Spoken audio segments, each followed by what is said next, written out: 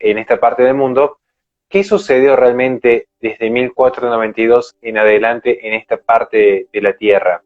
Porque se ha contado, mediante propaganda revolucionaria, que la Iglesia y España ingresan a América a colonizar, a matar, a torturar a la gente, que acá era toda una civilización de amor y paz súper avanzado y que vinieron los malos españoles a extraer el oro y fugarse a Europa. Ese es el relato oficial que a muchos se nos dice.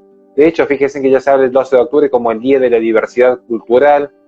Hay como una suerte de culpa, ya no es solamente culpa de raza o culpa de género, hombres con culpa de ser hombre o blancos con culpa de ser blanco. Hay gente con culpa de su ascendencia española, hay gente con culpa en defender su fe. Entonces, ¿qué mirada y qué enseñanza nos podría dejar usted al respecto? Pues el término colonizar, hay muchas interpretaciones, ¿no? Pero una era un concepto romano, ¿no? El hombre que cultivaba un lugar, pero luego se utilizó mal acá. Y hay una idea bucólica de que acá los indios se la pasan tocando la guitarra, una suerte de pista hippie, cantando Raguña a las piedras, Charly García, ¿no es cierto? Una cosa así. La gente puede creer lo que quiera, pero creo que a la hora de creer en mitos, me gusta más creer en los conejos de Pascua, porque siempre le digo un chocolate, pero después estos delirios realmente son muy absurdos porque es renegar el discurrir de la civilización humana. ¿Vos te imaginás hoy a los italianos reprocharle a Grecia? No, porque ustedes colonizaron Nápoles, por ejemplo. Nápoli es la forma italiana, pero es Neópolis, ciudad nueva. Hay que llamar a unos griegos y crear una ciudad nueva, una Neópolis. ¿O te imaginas a los alemanes reprochándole, no sé si vos viste Gladiador, ¿no? Que ya, cuando ves las legiones romanas que derrotan a los romanos. ¿No te imaginas a Angela Merkel enviando un pedido que la República Italiana debería disculparse porque hace 2000 años las legiones? No entra en la cabeza del alemán, ¿no es cierto? Y los italianos creo que se lo tomarían a risa y dicen, qué sé yo, andar a reclamarle a Julio César, no sé, o al emperador, que no me acuerdo cuál era el emperador en aquel momento. Pero de hecho los alemanes utilizaron derecho romano hasta principios del siglo XX. El derecho alemán aparece en el siglo XX. Eso es una cosa para justificar la inacción y el desastre de los gobiernos actuales que hemos tenido en América. Nosotros llevamos 2 siglos de repúblicas fracasadas. Y hoy Argentina, yo que soy más grande que vos, es irreconocible para la que era la Argentina cuando yo era chico. No lo puedo, no la reconozco, ¿cierto? Entonces llevamos 2 siglos de fracasos, que si vos se dice fácil, pero hay que mirarlo en su densidad, porque vos medís 200 años por 20 nuevos estados que no existían, pero son 4000 años de fracaso. Nosotros decimos al revés que todo el mundo, ¿no? En Europa, de las naciones nacían los estados. De la nación austríaca nació el Imperio Austríaco, de la nación española, la Unión de los Reinos, nació el Reino de España. Nosotros teníamos el Estado, era la corona española, la monarquía católica en América, y de ahí fabricamos naciones a contrasentido del desarrollo humano, porque la nación tiene que ver con aquella cultura, civilización, hábitos y costumbres de un determinado lugar. Después sí que hay una nación griega, 2400 años de filosofía, ¿cierto? Pero, ¿cuál es? Entonces vos podés decir que hay una helenidad, que hay una romanidad, podés decir que hay una hispanidad, incluso una germanidad. Ahora, ¿cuál es la argentinidad, la guatelamanidad, o no sé cómo se dice, la venezolanidad o la uruguayaneidad? Cuando no nos diferenciamos unos de otros, ¿cierto? Es decir, yo siempre imagino lo siguiente: tomemos un siberiano, tipo que vive en la estepa siberiana, y por un error el tipo tenía que bajar en España y baja en Punta del Este. Y cuenta gente que habla español. Dice, estoy en España. No, está en la República Oriental del Uruguay. Ah, dice, ¿y qué religión es acá? La católica. ¿Y no es España? No, qué raro. El tipo entra a caminar y llega al Río de la Plata. Y ahí que dice, ni este es el río más ancho del mundo. Y ahí sigue el Uruguay. No, ese es otro país. Cuando cruza, se encuentra que es la misma religión y la misma lengua.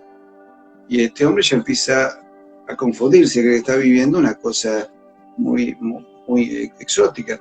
Llega a la cordillera de los Andes y dice, sí, son las montañas más grandes de América. Las cruza y se encuentra con la misma lengua y religión, y así está México. Entonces dice, pero ¿cómo que ustedes son 20 países distintos? No hay 20 Rusias. Hay un solo país donde se habla ruso y se profesa la religión ortodoxa rusa. ¿Cómo ustedes, siendo católicos de habla española, no son españoles? Una vez creo que al mismo Trotsky le pasó. O sea que Trotsky estuvo exiliado en México y parece ser que fueron unos socialistas argentinos a visitarlo. Te imaginas, se van a haber sentido como un cura recién ordenado que lo reciben en San Pedro, ¿no? Iban a consultarle, bueno, cuál es la receta para hacer la revolución. Y él le dijo, claro, él no conocía el mundo español, pero después de un tiempo leyendo, investigando y viendo, se dijo, no, ustedes no pueden hacer una revolución, es imposible. ¿Por qué es imposible? Y porque ustedes son un mismo país dividido en 20. Ustedes se tienen que unificar todos, decía, hacer un gran desarrollo industrial y luego hacer la revolución socialista. Más allá que no me gusta el socialismo, lo que él decía tenía una lógica, ¿no es cierto? Esto lo aclaro porque algún comentario he visto por ahí en algún otro podcast donde me tildaron de socialista porque usé algún tipo de ejemplo de este tipo, pero que el ejemplo es válido. El hombre quiso, vio la realidad, ¿no es cierto? Entonces, pretender crear nuevas naciones ha sido siempre una lucha interna muy fuerte, porque antes los pueblos, que no vivían sojuzgados por España, sino que España había creado lo que se llama repúblicas de naturales, no sé, todavía indios, o sea, por supuesto, el comienzo del encuentro, Colón se lleva al comienzo bien con los taínos, se va, deja unos marineros, los marineros se abusaron de los indios los mataron a todos, entonces por supuesto que siempre hay resquemones, ¿no es cierto? Pero Hernán Cortés conquista Centroamérica con la ayuda de miles de indios que se querían liberar de la tiranía azteca. Y por supuesto que muchas conquistas se hacen a veces a sangre y fuego, ¿no? Es decir, España no mandaba un ejército de pedagogos, mandó marinos, tipo muy duros para cruzar el océano, ¿no? Y además así fue toda la historia. Entonces, pero inmediatamente sí fueron sacerdotes. Y los indios descubrieron que esos rudos soldados con pectorales brillantes se arrodillaban ante un monje que tenía un humilde sayal, hasta medio roto puede estar, y sin embargo se arrodillaban ante él. Y ahí descubrieron que ese Dios que traían era un Dios que no exigía sacrificios humanos. Entonces le llaman a Jesús el Dios bueno. Me acuerdo de una vez charlando con un sacerdote mexicano de origen aborigen, de origen indio, y me mostró un documental de una iglesia fantástica. Le digo, qué hermosa catedral, ¿de qué ciudad es? No, del pueblo de 5.000 habitantes. ¿Pero cómo un pueblo de 5.000 habitantes tiene semejante iglesia? Y que me dice, Patricio, todos los indios se hicieron cristianos. Y me dice, piense que los aztecas te comían, hacían sacrificios humanos, canibalismo. Y esa gente empieza a encontrar un sentido a la vida, un sentido de trascendencia con un Dios que no te exigía semejante salvajada. Entonces Jesús era el Dios bueno. Y la idea de que la mujer era reivindicada en la madre de Cristo. Por eso, me decía, el pueblo mexicano es muy mariano. Después, bueno, la aparición de la Virgen de Guadalupe, que tardó tantos años como españoles murieron en la española de la tripulación de Colón. Por ese mal comportamiento, parece que la Virgen se tomó un año por cada uno de ellos para aparecer. Y entonces, bueno, se encuentra un sentido a la vida. El problema del hombre de hoy, mi estimado amigo, es que no entiende cuál es el sentido de la vida. A veces veo algunos que me dicen, no, bueno, pero la gente tiene muchas creencias y entonces ¿por qué tendría que tener una influencia? Y que en realidad la Iglesia construye la civilización en Europa. San Benito, en el siglo VI, decide reagrupar todo el conocimiento perdido del Imperio Romano y quiere un ejército de copistas que empiezan a escribir para recuperar todo el conocimiento perdido. Y en el 800, Carlomagno, que era alfabeto, y se convierte, y con una fe muy fuerte, decide construir una catedral. Y con mucho criterio buscó los mejores constructores y creó la catedral de Aquisgrán.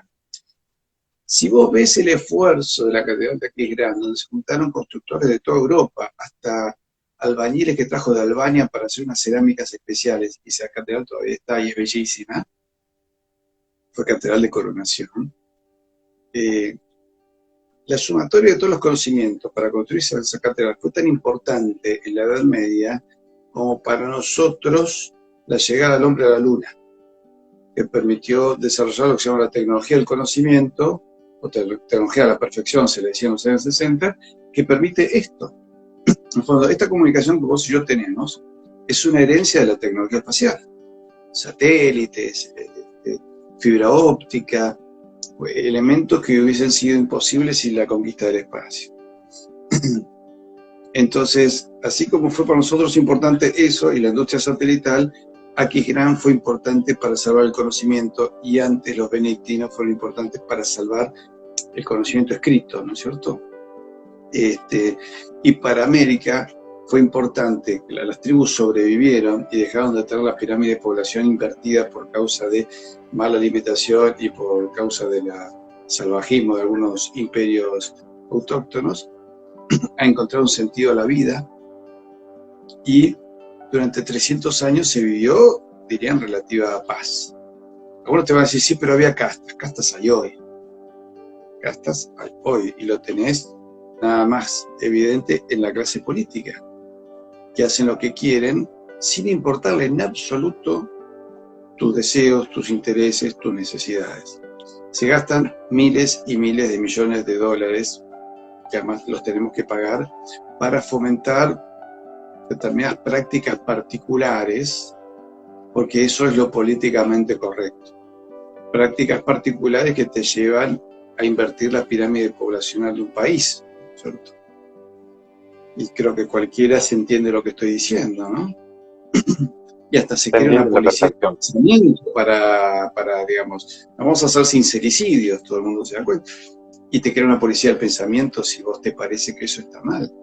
Pero el tema es que de tu futuro y de las posibilidades tuyas de ahorrar para construir una casa y poder casarte, se te quita dinero para pagar esos créditos enormes para que determinadas personas se sientan bien con lo que son. Hoy se siente una cosa, mañana otra, después se puede un día percibir tiburón, delfín, mojarrita o helicóptero, ¿cierto? Y todo pareciera que está bien, porque eso es lo políticamente correcto. Entonces quiere decir que hoy el sistema político se ha convertido en absolutista. Cuando el presidente dice cuando le dicen, ¿por qué liberan a los presos? Porque yo soy respetuoso de la justicia, y meterse en que el Ejecutivo se meta en la justicia es una rémora de la monarquía. Y bueno, me gustaría aclarar al presidente, lástima que no sabe historia, y presidente que no sabe de historia en los últimos 40 años, que un rey no hacía lo que quería, hacía lo que debía. Incluso en la época de los Austrias, donde no había ministerio, los gabinetes eran distintos, era por consejos de sabios, ¿no es cierto? Entonces tenían muchísimos contrapesos. Los reyes tenían muchísimos contrapesos. No podían hacer lo que se les diera la gana caprichosamente. Y los pueblos lo enfrentaban. Y cuando lo enfrentaban con causa justa, hasta los ejércitos a veces se llamaban a resguardo. No es que se lo obedecía, porque no se obedecía por un espíritu de ley. Se obedecía por lo que estaba bien o lo que estaba mal. En democracia los políticos hacen lo que quieren. Eso es lo que se les da la gana. Cada joven nace endeudado. Acaba de nacer ahora un nene en la Argentina y todavía no ensució el primer pañal y ya debe, no sé, 5, 10 mil, 15 mil dólares, no sé cuánto debe. Entonces, y el chico dice, pero todavía no ensució el primer pañal y ya estoy debiendo plata. ¿Qué hice? Entonces, se vio en una relativa paz, ¿no es cierto? Había a veces, las guerras cachaquíes fueron un momento de enfrentamiento, y después sí había guerras entre tribus. Pero fíjate cómo, por ejemplo, en las invasiones inglesas se reúnen 16 caciques en Cabildo de Buenos Aires y piden hablar, y uno dice, reprochamos a nuestro buen señor y soberano don Carlos IV el que no nos haya convocado para echar a la basura inglesa, dice. Y el cacique que habla dice, el cacique fulano y yo, que estamos en guerra por disputas que tenemos, hemos dejado nuestro conflicto para venir a ayudarlos a ustedes porque queremos echar ¿cómo le llaman? Por el uniforme rojo se definían, a la basura roja, algo así, ¿no? También se refieren a los colorados, decía, o la basura inglesa o colorados, por el uniforme inglés. Y de hecho hubo 30.000 indios que operaron para evitar que los ingleses en la segunda invasión inglesa bajaran por el océano Atlántico, ¿no? Sino que vinieran todos por un solo frente, porque Liniers tuvo que crear varios regimientos a las apuradas, pero sabía que los regimientos ingleses eran más profesionales, entonces bueno, por lo menos quiero tener un solo frente, hacer una sola defensa. Si tengo que hacer dos, estos tipos que son más profesionales nos van a ganar. Y los indios evitaron eso, ¿no es cierto? Y después, bueno, firmaron con el virrey Vértiz, que era americano, ¿eh? El virrey Vértiz era natural de Yucatán, que hoy es México. Y curiosamente, el último gobernador militar de Yucatán era rioplatense. Entonces, firmaron un acuerdo por el cual ellos reconocían al rey como su soberano, y el rey les reconocía todas las tierras en la Patagonia a ellos, y ya se le había, del lado chileno también se les había reconocido a las tribus del sur, a los huiliches, boroganos, araucanos, propiedad sobre esas tierras. Se van incorporando lentamente a la civilización, pero esa gente pierde todos sus derechos después de la guerra, después de la independencia, y los malones comienzan después de la independencia.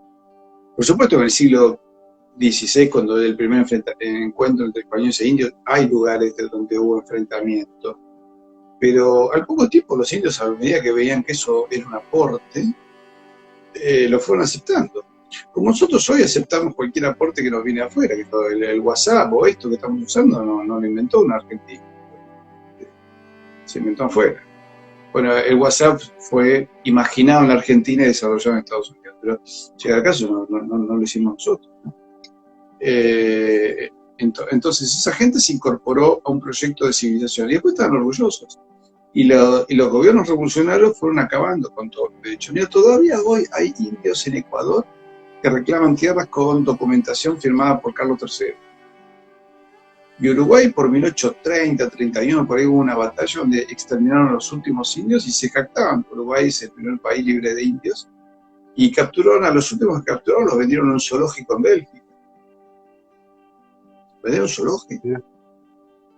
Creo que ahí fue el rey de Bélgica, se enteró que había gente encerrada en un zoológico, intervino, se los liberó y le dijo, bueno, los mandamos de vuelta. Y estos indios pedían, por favor, que no los mandaran de vuelta a América porque acá los mataban. Y se quedaron trabajando en una zona de granjas en Bélgica. O sea que en una zona de Bélgica se encontró, se hizo una prueba de ADN donde en un lugar quedaron rastros de sangre aborigen, y aborigen sudamericano. Entonces la historia no es tan como la pintan. Siempre hay que pensar que cuando alguien me quiere escribir una historia denostatoria, porque si nosotros tenemos en español, hablamos en español, en el fondo, esos españoles que vinieron, buenos o malos, son nuestros antepasados. Ya sea porque tenemos sangre española, o ya sea porque tenemos esa cultura. Puede ser, a ver, hijo de lituanos, pero si hablas español y vives acá, ya te estás manejando culturalmente dentro de la hispanoesfera, ¿no es cierto? Entonces ya cuando me empiezan a criticar mis ancestros, me empiezo a preguntar, ¿no será que no quieren que descubramos nuestro potencial? En Malvinas se vio el potencial. Decía, pucha, si hubiéramos... Es más, me acuerdo que el embajador venezolano dice, si hubiéramos estado todos unidos y no separados, Inglaterra se hubiera ido galachita, dice, galachita para Londres, no hubiera venido nunca. Y en realidad, si nosotros no hubiésemos roto el imperio para firmar en 1825 todos un tratado de comercio y navegación con Gran Bretaña, a todos los países todos los nuevos estados, firmamos un tratado donde nos entregamos de pies y mano, los ingleses en 1833 no hubiesen tomado las Malvinas.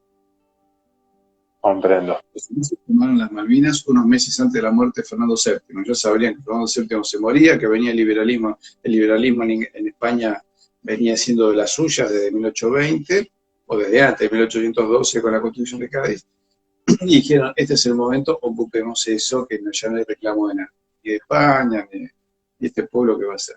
El Tratado de Comercio y Navegación con Gran Bretaña es terrible, porque está firmado entre el gobierno de Su Majestad Británica, las Provincias Unidas y sus habitantes, no sus autoridades, no, nada. Entonces, lamentablemente no hemos tenido destino. Ahora, cuando digo esto, que suena duro, ¿qué quiere decir? Que no tenemos que estar orgullosos de lo que pudimos hacer. Sí, América dio grandes plumas, grandes escritores, grandes pensadores, y te diría profundos pensadores. De hecho, hoy España, que sigue produciendo gran cantidad de intelectuales, citan a un montón de pensadores argentinos. Padre Castellani, por ejemplo, a Levene. Y cuántos argentinos que han ido a dar conferencias en Europa. Yo mismo, que no tengo los méritos de Levene o Vasconcelos, tantas plumas, vuelta a vuelta me consultan historiadores españoles, porque hay aspectos que ellos no pueden ver porque ven la hispanidad de España, ¿no es cierto? Y a veces hay que tener otro enfoque. Imagínate lo que valoran la pluma de Vasconcelos y de tanta gente 100 veces superior a uno, ¿no? Entonces, y después en la guerra de Malvinas, ahí se notó, esa es la guerra que nos justifica. Y podemos decir que sí, ahí tenemos una justificación histórica. Nosotros fuimos el ariete contra ese mal que no lo veíamos y lo teníamos delante. El Imperio Británico provocó la caída de María Estela Martínez Perón. Y con él, con esa caída, el último proyecto de modelo argentino para un desarrollo que había. Caótica la situación en el año 75. Pero era caótica por un terrorismo que no tenía justificación política. Porque el terrorismo durante el gobierno militar anterior, bueno, es terrorismo, pero podrían buscarle alguna justificación política. Pero cuando asumió Perón, lo primero que hacen es matarle a Rucci. ¿Qué sentido tenía? No lo dejaron gobernar tranquilo ni un día, y a su mujer tampoco. Y luego ves la relación que hay entre el contrabando de armas que venían en buques ingleses, en aviones ingleses, que terminaban en manos de terrorismo. Hay una relación directa entre la banca inglesa y grupos terroristas. Bueno, así como la de Wall Street financió a Lenin, ¿no es cierto? Porque la idea es quebrar una identidad cristiana de un pueblo. Y cuando te hablan de que da lo mismo querer una cosa que la otra, no se están dando cuenta que el cristianismo significaba una manera de entender al ser humano, una manera de respetarlo, ¿cierto? Entonces, nunca falta el tonto que te viene con el tema de la Inquisición sin saber qué fue la Inquisición, ni con el tema de las cruzadas sin tampoco saber lo que fue las cruzadas, y que es un tema de política exterior europea en la Edad Media, ¿cierto? No se dan cuenta que la caída de Constantinopla fue una caída nuestra, como la batalla, es decir, porque no se entiende el concepto de civilización por encima del Estado-Nación. Entonces, la batalla de las Termópilas, y fue una gesta griega, por lo tanto fue una gesta nuestra. Y fue una derrota también nuestra, bueno, que permitió luego en Platea, los griegos derrotaron a los persas y se salvó Europa. Y Lepanto se vuelve a salvar a Europa. Y Roland también salvó Europa, y los reyes católicos al recuperar Granada salvaron a Europa en 1 de enero de 1492, y a los pocos días en Westminster, en Inglaterra, tañían las campanas festejando que de Europa se habían echado los últimos fieles. O sea, los ingleses también adherían a la magna cristiandad, ¿cierto? Y eso es lo que éramos.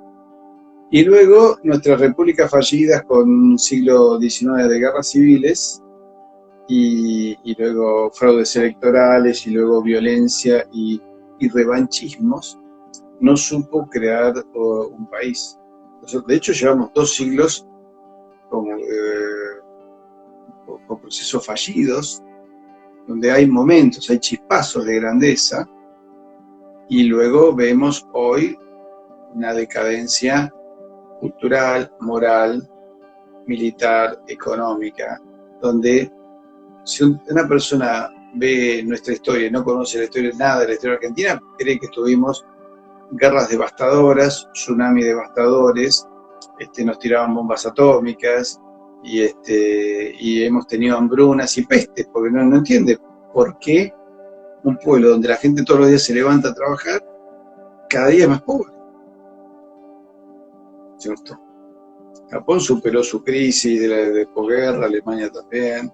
Los holandeses en cada guerra inundaban los polders y ahí está Holanda, es un país próspero. Y nosotros no hemos podido, no hemos sabido. No es que los argentinos somos un problema, porque lo mismo le pasa a los europeos, lo mismo le pasa a toda América. Lo que hay es una falla de origen. Usted es un pecado original que ha impedido, ¿cierto?, querer crear algo. Algunos dicen, bueno, de Estados Unidos también se separó. Sí, pero no tenía una unidad religiosa, espiritual con Inglaterra. Una vez Benjamin Franklin dijo, el imperio inglés en América existía solo en la imaginación del hombre. En la realidad eran otra cosa, eran colonos que eran protestantes separados del protestantismo anglicano, generaron otra cosa. Tal es así que eso permitió luego el ingreso de católicos y hoy la comunidad católica en Estados Unidos es importante y sea una comunidad en crecimiento, ¿no es cierto? Punto algo que hemos visto al presidente Trump rezando de rodillas delante de una imagen de Nuestra Señora del Perpetuo Socorro. Bien, mal, sinceramente o no, porque está ahí, está rezando. Está de rodillas, ¿no es cierto? Excelentísimo. Yo